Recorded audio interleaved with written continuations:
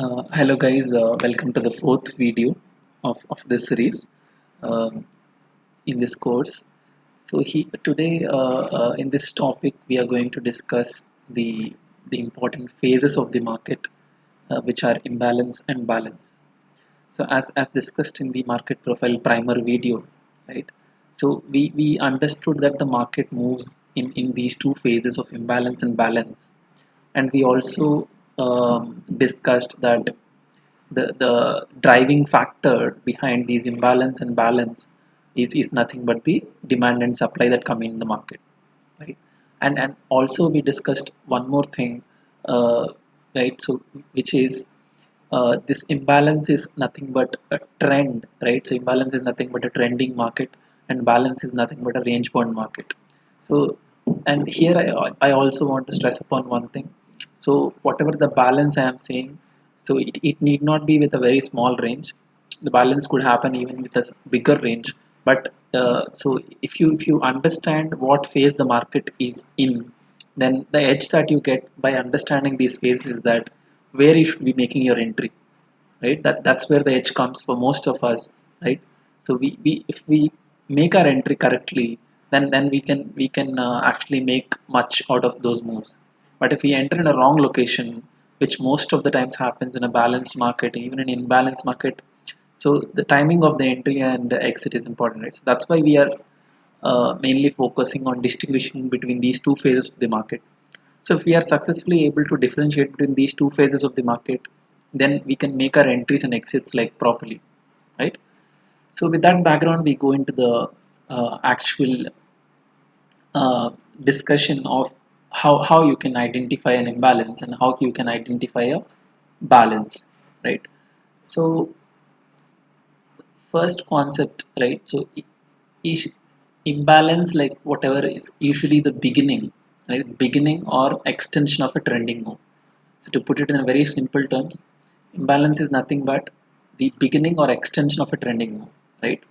So it begins with, like, see, whenever a trend is going to start, like for example, if someone feels that these prices are very high, right, they will start selling, right? And those prices will not be like there for a long time, because they think that uh, those are overpriced and people will be selling it, right? Whoever has that money power will be selling it, and during that process a competition for those prices happen, right? So that is how, what I call it, the imbalance usually begins with competition for buying or selling, right, at certain prices.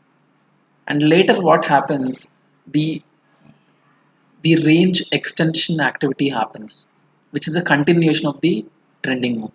So it begins with competition and it extends with range extension.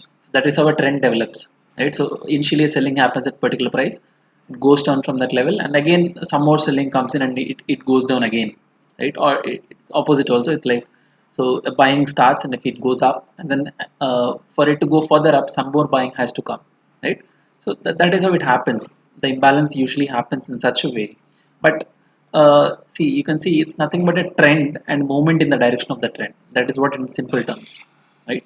But the driving factor of imbalance is also demand and supply. You can see what causes it, right? An aggressive dominance on one side of the tape, right? That means, like, see, if there is a aggressive dominance on the buying side of the tape, like if there is a heavy demand, right, it's obviously a buying imbalance that is going to, you're going to see a buying imbalance, right?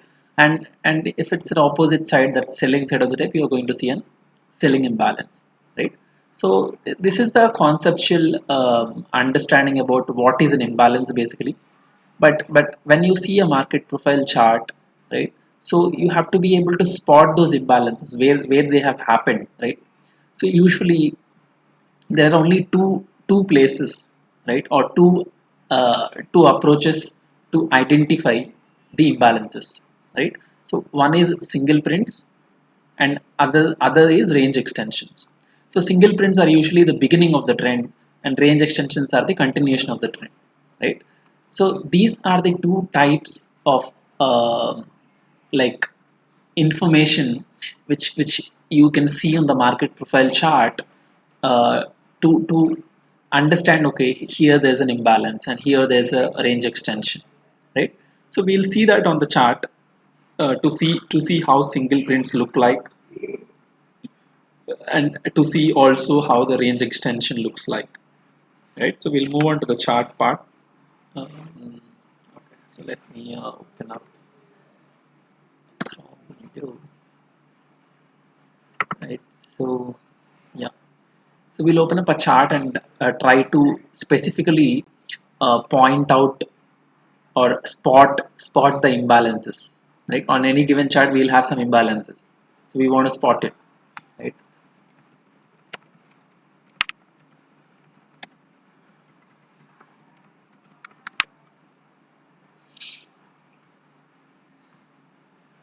So these are all like each graphic is for one day, right? So I will just highlight the imbalances within this chart, right? So whatever you see here, right, this single prints, so this is what I call single prints, right? So here the price opened here, the O is the open where it opened, and it went lower from there, and here it is untouched area where there was a lot of competition for selling, right? So this is one kind of a single print that I'm calling in the presentation, right? So single print is the area where there is an imbalance, right? So here in this case this is said to be a selling imbalance, right? And what we do is, okay, that will come later. Like right now we are just spotting the imbalances, and similarly you can see a buying imbalance on the next day, right? So this is the buying imbalance. Single prints are nothing but the letter is appearing only once, right? That is what we call single prints, right? And you can see some single prints over here, right? So you can see some single prints over here, but so the higher the number of letters, the more strength, like the more strong the imbalance is. That is what you should understand, right? And here you can see again a selling imbalance that happened, right? And so this is one imbalance. So whatever we saw till now, and this is one imbalance, selling imbalance. So here there's a buying imbalance, here there's a selling imbalance. On the same day you can see both of them happen, right? So these single prints are one way of spotting an imbalance, and in single prints, like you don't have any confusion in spotting them, because like wherever a single letter appears without any other letters joining with it, and based on the direction which it went, right? From open it went down, right? So here you can say it's a selling imbalance. Here you can say it's a buying imbalance, because it opened here, it went here, and then it went higher, and then from after that point it is trading higher, it's not coming up lower. So there was a buying imbalance over there, right? So that is a way of spotting single prints. So this is the first part, right? So and then the other part, which is range extension, right? That is an other imbalance that you can spot on the market profile graphic, right? So whenever the IB range, right, the IB range is nothing but the initial balance range, gets extended, right, gets extended to this side or this side, any side. So that is also called an imbalance, right? So if you see, for example, this day, so A and B, the price range within A and B periods is called IB, initial balance. And whenever an extension happens above it, it is called an upside imbalance or buying imbalance, right? So similarly vice versa, if the range extends to the downside from the initial balance, then it is called a downward imbalance, right? And here the volume also plays a key role. So unless it is these extensions are happening with good buildups, right, good buildups which have been mentioned in the threshold in the volume video that I've mentioned. So unless these extensions are happening with good volumes, so you don't have to take them as imbalance. So only if they are happening with good level of volumes, then only you take them as imbalance, otherwise don't take them as imbalances, okay? So the range extensions part, we have a tweak here, because normally it is, so if it is extending to the upside, it is called buying imbalance. If it is extending to the downside, it is called selling imbalance. So we'll go one by one for this day. So here you can see a small extension, but here you wouldn't have seen a volume on that day, right? So here we don't take it as a imbalance, but here you might have seen or you might not have seen, but see what I'm saying is, see if there is a range extension, you have to see the volumes. What drove that? What is the driving force behind that range extension? And if the driving force is enough and falling in thresholds, then you can take that. You can consider that as an imbalance basically. Otherwise, you should still see it as balance profile, provided that there are no single prints. Here there are single prints, so when there are single prints, there is no debate. You don't have to see, like you don't have to think upon it and anything, but you just take it as an imbalance, right? So we'll still see the demand and supply that drove this to decide the extent of movement and stuff. But when there is a single print, it's very clear without confusion that it's an imbalance. And in terms of range extensions, you have to also evaluate the demand and supply in the thresholds that I mentioned in the volume video to ascertain whether it is an imbalance, even if it's a range extension, whether it's an imbalance or balance, right? So that's the main idea or how to spot the imbalances on the graphic. There are only two. One is single print, the other is range extension. And in case of range extension, you also give weightage to the volumes, right? Then, so that's how we spot the single prints. So what we do after that is like the content is upcoming, right? But right now we just learned how to spot this imbalance on a market profile graphic, right? So single prints and range extensions. So usually, like why we want to identify an imbalance is that, so we want to know like who were dominant, right? So whenever these imbalance or these whenever you spot these kind of single prints or range extensions with volumes, then you are sure that the direction is very clear. So there is no like debate on that. The direction is already clear. So you just have to go with the direction. You don't have to do anything. You just have to go with the direction. That's why we want to identify the direction through an imbalance first, right? So then we'll now understand what is a balance, right? So balance happens, and as we already discussed, the driving factor behind the imbalance and balance is demand and supply. So balances happen when there is an equilibrium between demand and supply, right? So that means that the demand and supply are almost of an equal size, right? Or so there is a lack of it, right? So for example, if there is a range extension that happened, but it didn't happen with a good demand, so still we call it as balance because the demand is not aggressive, right? So so that's where we say that there is an equilibrium between demand and supply, right? So that's what I the second point, you can see there is no dominance on one side of the tape, right? So but we see both buyers and sellers appearing in a given range, right? That is what the balance means. Like how can we spot it on the market profile graphics? Just how similar we spotted the imbalance, similar way we want to spot a balance, right? The first note uh, that I wanted to mention is that, so you will not see single prints happening, right? So if there is a equilibrium between demand and supply, you will not see a single print, right? So you will not be able to identify or spot a single print on a market profile graphic, right? And and one more thing is, so in most of the cases it stays within the initial balance, right? Within the initial balance, but that's the first 1 hour range, and whatever the efforts that it is making to go above or below it doesn't get follow up buying or selling, right? So it's nothing but, even though it extends by like 5 or 10 points, still if it's not getting that demand, we don't call it as a imbalance, so we call it as a balance basically, right? So, and in some cases range extension also can happen, but there is no big driving force behind that extensions. And and also you have to note that there are no single prints on that particular day. So if there are single prints, straight away the day doesn't qualify to be a balance day, first thing.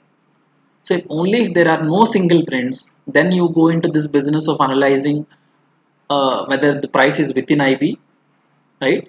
And whenever it is reaching the extremes of that IB, whether it is getting follow buying to extend that range, and whether it is able to extend that range or not, right? And similarly, when it is reaching IBL, so or below IBL, you have a big seller or not, right?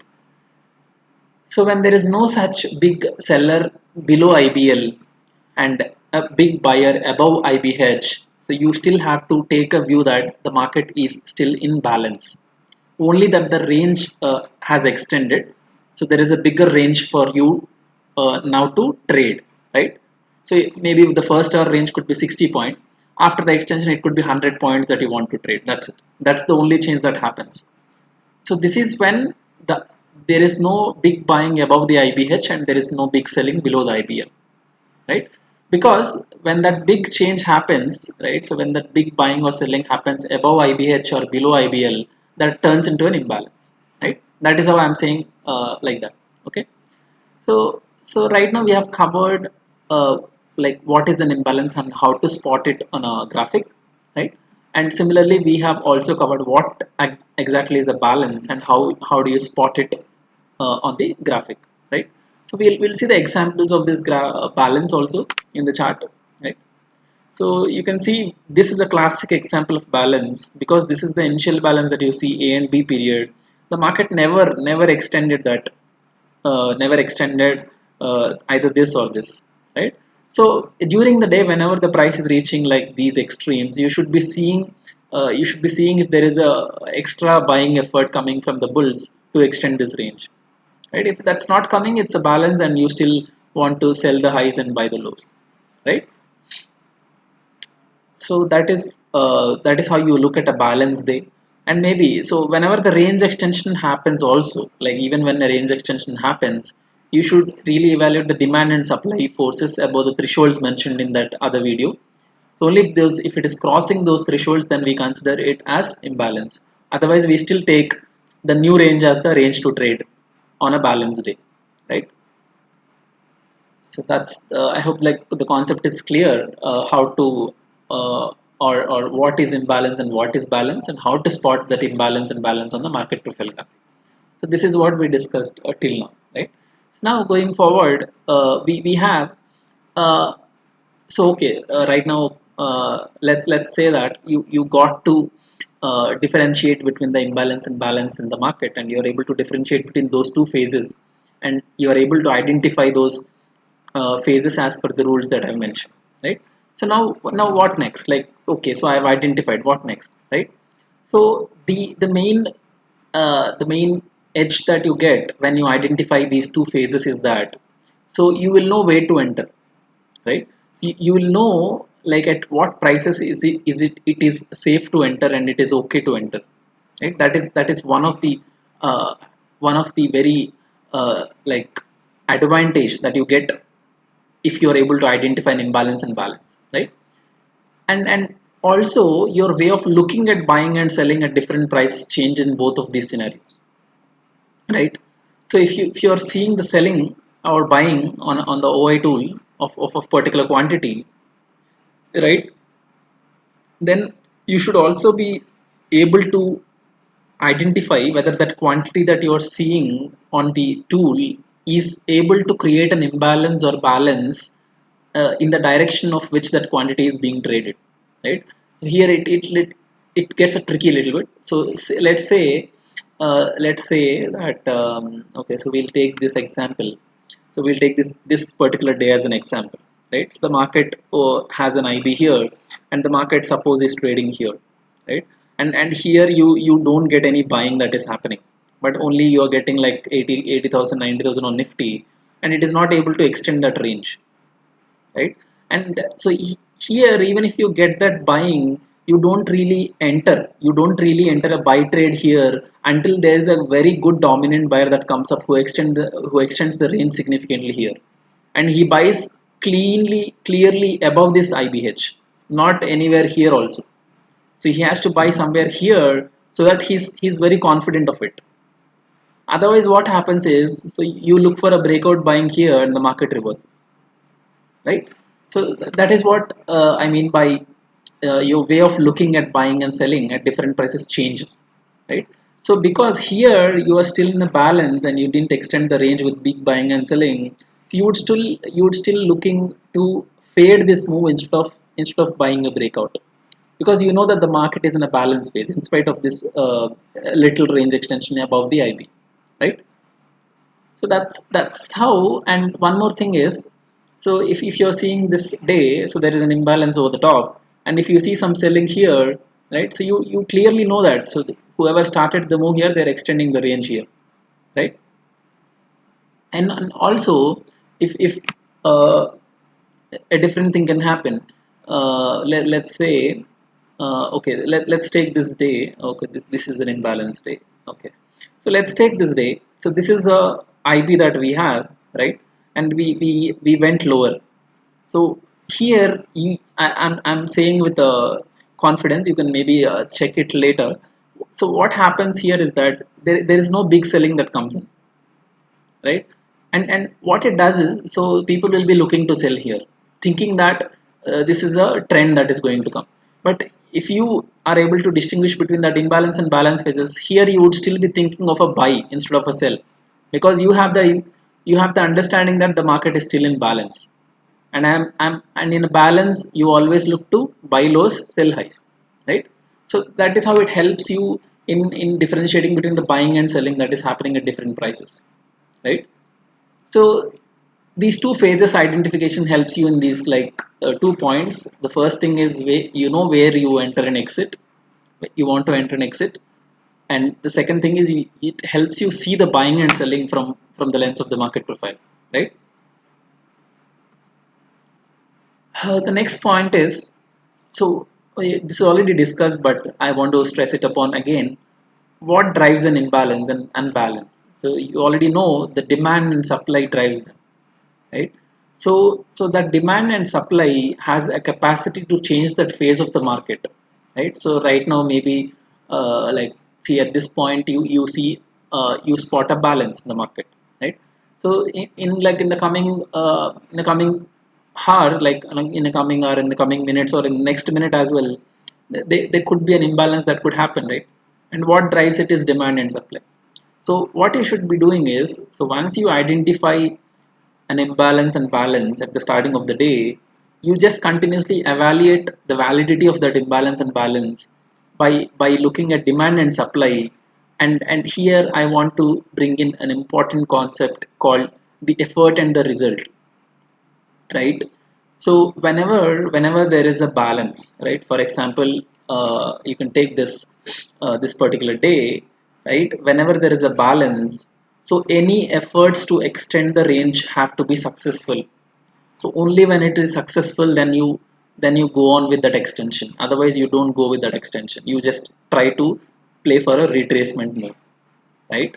So that's why I say the effort and result of the demand and supply also is important, right?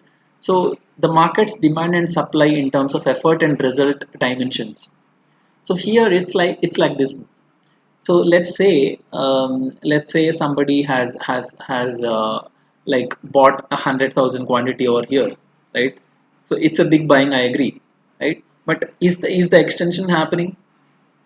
So that's what you have to see, right? So you have to see if that extension is happening or not, right?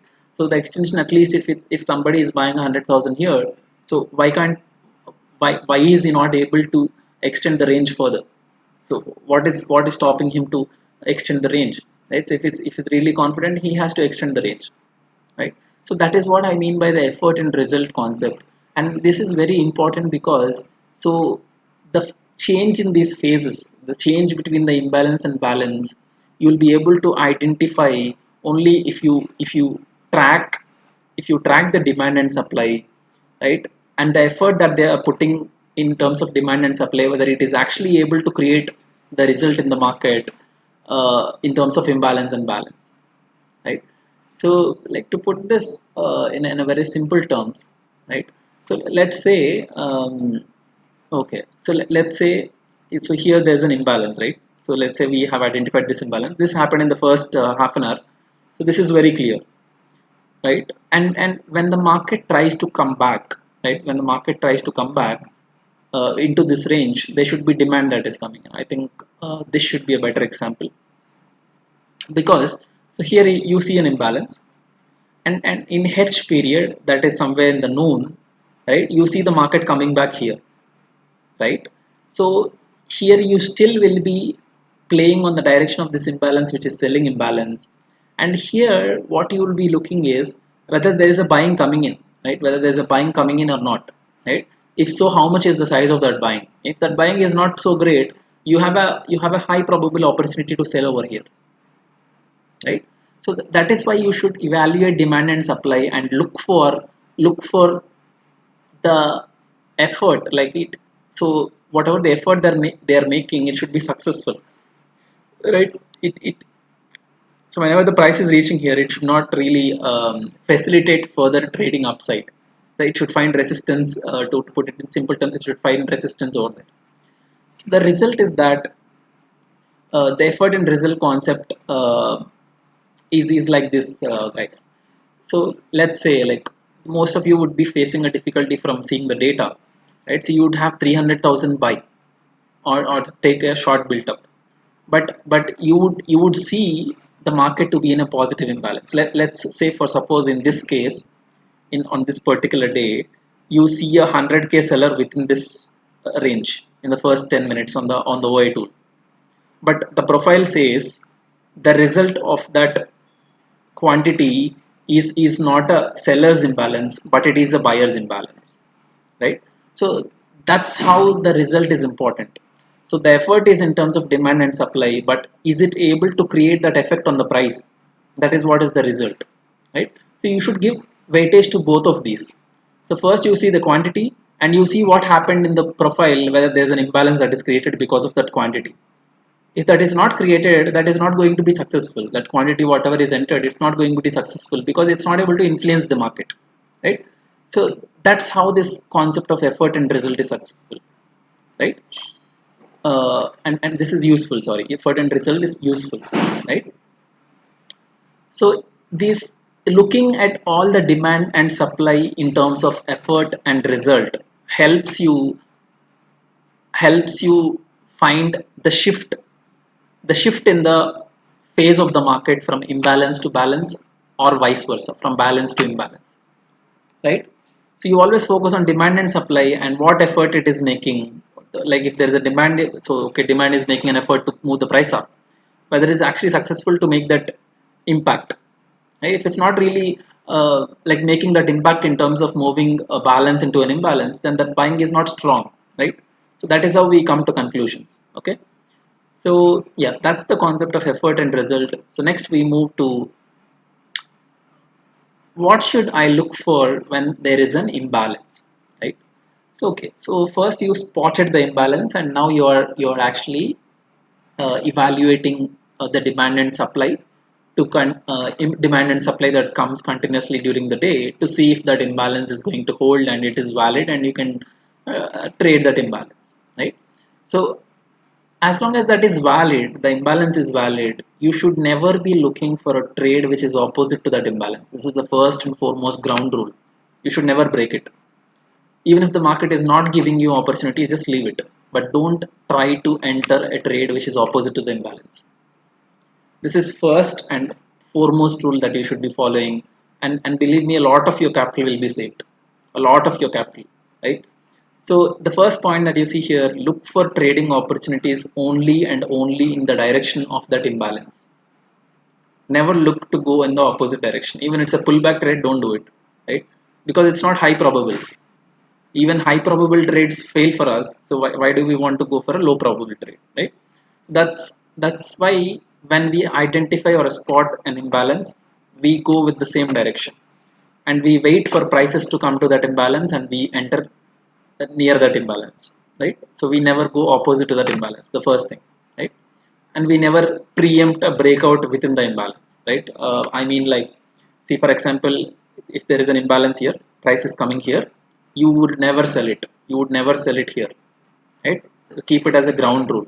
Because, for example, take in this case, see, if you would have bought here, you would be buying the highest ever prices possible, right? So I'll show this is one example, and I'll show another example for you. I think it should be, yeah, it should be this, right? So here there's an imbalance, and the price comes here again after the beat in F period, it comes back here. So here you should never be looking to buy, guys. So in this is a selling imbalance, right? So that is the first point, and you should also keep evaluating the validity of the imbalance phase through demand and supply, right? So you should look for the strength or the effort, right? The effort is nothing but the demand quantity and supply quantity that is coming in to oppose that imbalance price zone, and their result, right? Are they able to move the prices into those signals, and how much is their success? If they're not successful, you have an opportunity there, right? So the takeaway is, we spot the imbalance, evaluate the validity of it on a retest, and be with it and trade it as long as it's playing out and left unconquered, right? Either there's no effort to negate that imbalance, that means there's no visit to that imbalance at all, so we go with that imbalance, or efforts are going in vain, indicating that imbalance still holds good. So whenever the price is trying to approach that imbalance, the imbalance is not giving chance for the price to scale down or up from that zone, right? So that is what you should look for when you spot an imbalance, right? So then comes the balance, right? So then comes the balance part. So in the balance day, so what you have is a particular range to play with, guys. So you see the balance day always as a particular range to play with, and you always are looking for selling at higher prices and buying at lower prices. So if there is no range extension, you would be looking to sell at IBH and buy at IB low.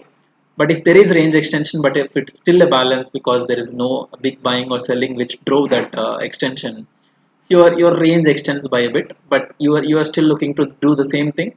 You buy at the lower extremes of the day and looking to sell at the higher extremes of the day, right? And you still evaluate if any big buying or selling is coming below IBH or above below IBH if selling is coming, or above above IBH buying is coming, or below IBL selling is coming, right?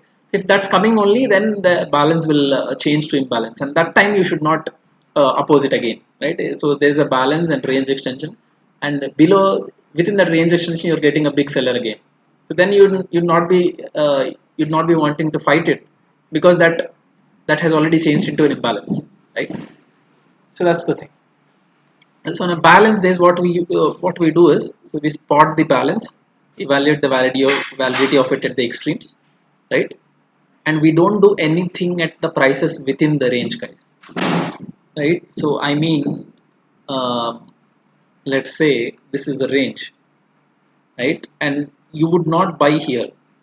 You would be looking always to buy low, closer to this price. And same way, you will not be selling somewhere here. So you'd always be looking to sell somewhere here, right? So that is the key rule that you should keep for a balance day. Or for example, if there is a range extension that happened, so you would possibly to for example, let's say on this particular day there was no volume. For as an example sake, let's assume this extension happened with like less volumes. Then you would be wanting to buy somewhere here, and you would be wanting to sell somewhere at the highs, but you would not be wanting to sell here, or say buy here. Not anywhere in between, guys. You would be stopped out. That's what happens. That's why I'm saying, when you know that it's a balance, look for extremes, guys. Wait for extremes to come and enter only on extremes, right? And usually see for stop loss hunts happen in the data. You can see that, and only on the stop hunts happening, after that you take an entry on a balance day, right? So that is what you should be looking for on a balance day, guys, right? Then when can an imbalance become a balance? So this we already discussed, but I'm making it clear with this slide, right?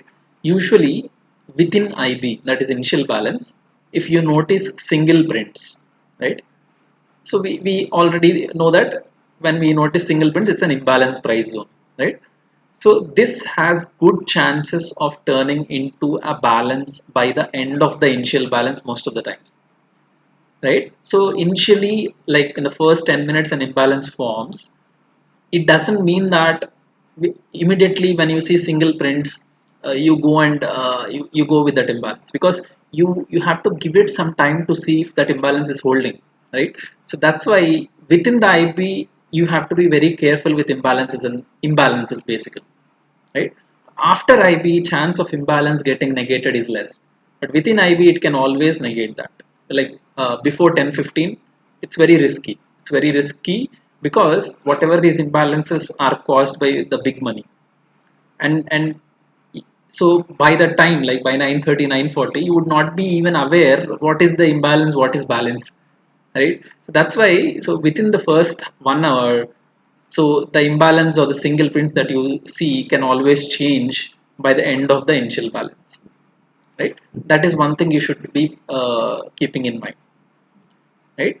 And after IB, chances of that happening is less, because you can see here the so for example, if you take this, we never came into this range after that. Here also we never came, right? Here also we never came, and here also we never came, right? So this is how trends start for that day, right? And next thing is, when can an imbalance become a balance in terms of range extensions? So we know that imbalance happens in single prints and range extensions. So we now got to know how single prints can turn into a balance, right? And now range extensions are usually in imbalance, but if they aren't with great volumes or fresh buildups, right, then that can turn into a balance again. Then that can cause a retracement move, right? So this is what you should keep in mind when you see an imbalance. Okay, when this imbalance can turn into a balance, right? So next, going forward, we'll also discuss this concept. When can a balance turn into an imbalance, right? So balance usually we mean like it is trading within the IB range, or a range extension is there which could which is caused with a less volume, right? So now let's say uh, there is an IB until 11 o'clock. The market is trading within the IB. Now suddenly above IBH, a big buyer comes up and extends the range. So that's when the balance has changed into imbalance, right? And when you spot that imbalance, you should change your entry exit parameters according to the rules of the imbalance. It would no longer be a balance, right? So similarly, so when a range extension comes, the market can still be in balance if the driving force of that range extension is not strong, right? So here what I mean is, this we already discussed in the other slide, right? The range extension, whatever we see below the IBL and above the IBH, so if it's not with strong force, then it is not an imbalance, right? But that range extension, after it is happening with less volume, again some more volume comes in with below that IBL, a selling volume, right? So then you should also give some time to the market, whether that force whatever is come, whether it is able to extend the range even further. So if that's not happening, what happens is that the range extension is not happening with good volumes, and there is selling there is selling that is coming below IBL, right? So many of the times those will be taken out by moving the market higher. For example, in a short side, let's say take this example. See here, there's a single print. Ignore for the time being. For this example, I'm taking. So so there is an extension here. Assume that there is no selling when this extension happened, right? So there is not much selling which caused this extension. And then after seeing the lower prices, many people react and sell over here. But you don't see a big seller. You don't see a very big 100K seller, but you would see a lot of sell happening, right? So then all of these sell guys will be taken to cleaners by moving the market higher. I would show an example of it. Yeah, so here you can see that example. So here there is a range extension that happened. So here there could have been lower volumes, and you can see the market coming back and closing at the center, right? So this is how it happens in a balance phase of the market, when there is a range extension, and when there is a range extension and it is not happening with volumes, right? So that's the way to identify when can an balance turn into an imbalance, right? So balance usually turn into an imbalance when a range is extended above the IBH and below the IBL. That's a simple rule, guys. And that whatever the driving force behind that extension needs to be very strong. Otherwise, it's still a balance. So then with that we are concluding this concept of imbalance and balance, but we have a conclusion to take from this whole discussion, right? So your job is to identify if there is imbalance or balance, right, at a given point, and also continuously evaluate the demand and supply coming at various prices, which can change the phase of the market. That is, if it is in balance, the demand and supply can change it into an imbalance, and if it's an imbalance, uh, the demand and supply can change it into balance, but this is a little bit uh, rare possibility, right? But you still go with the imbalance, and you, if you don't have an opportunity, you just stay away, you don't fight the imbalance, right? So then once you identify this and are evaluating this, then comes the part of your entry and exit, guys. So that's what we are going to discuss in the next video, right? So the next video will discuss where one should enter their trades, right? Specific to an imbalance phase, where so when there is an imbalance phase in the market, when should one enter a trade? Where should one enter a trade, and where should he keep his stop loss, right? So similarly, when there is a balance in the market, where one should enter a trade, right? So that is what we are going to cover in the next video. In this video, we just have covered how to identify an imbalance and how to identify a balance, and how to also evaluate that imbalance and balance through demand and supply, guys. That's what we have done in this video, right? So with that note, I'm ending this video. So the next video is going to be on the concept of where are your trade locations should be, depending on whether the market is in imbalance or balance, right? That's what we are going to discuss in the next video.